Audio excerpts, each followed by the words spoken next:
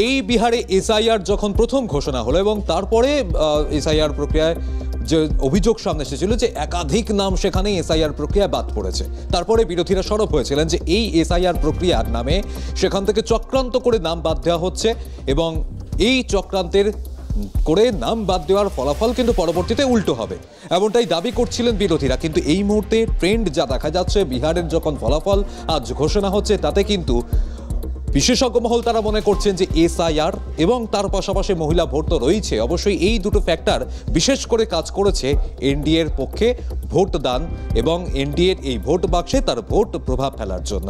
ইতিমধ্যেই পাল্টা প্রতিক্রিয়া আসতে শুরু করেছে মন্ত্রী গিরিরাজ সিং এর এই মন্তব্যের পর। ঠিক কি প্রতিক্রিয়া আসছে শোনাবো আপনাদের। ভারতীয় জনতা পার্টি একটা বিষ বৃক্ষ, আর ঠিক যেরকম গাছ তার ফল ওরকমই হয়।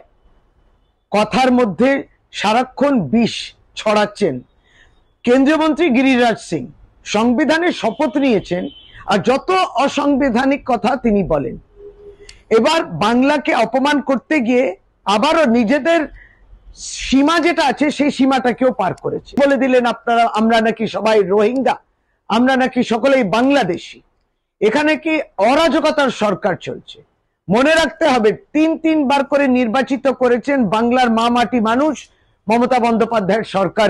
বিজেপির কিছু নেতা বাংলার অথবা সর্বভারতীয় বিজেপি, তারা বিহারের সঙ্গে বাংলাকে রিলেট করে এরপর বাংলা এই ধরনের একটা ন্যারেটিভ তৈরি করতে চাইছেন।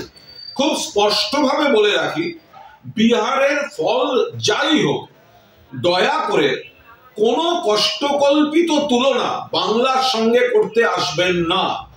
বিহারের ফলাফলের বিন্দুমাত্র প্রভাব বাংলায় পড়বে না। আপনারা এসআইআর বা এই ধরনের যা ইচ্ছা চক্রান্ত করতে পারেন, তার মোকাবিলা মমতা ব্যানার্জির নেতৃত্বে অভিষেক ব্যানার্জির সেনাপতিত্ব হবে।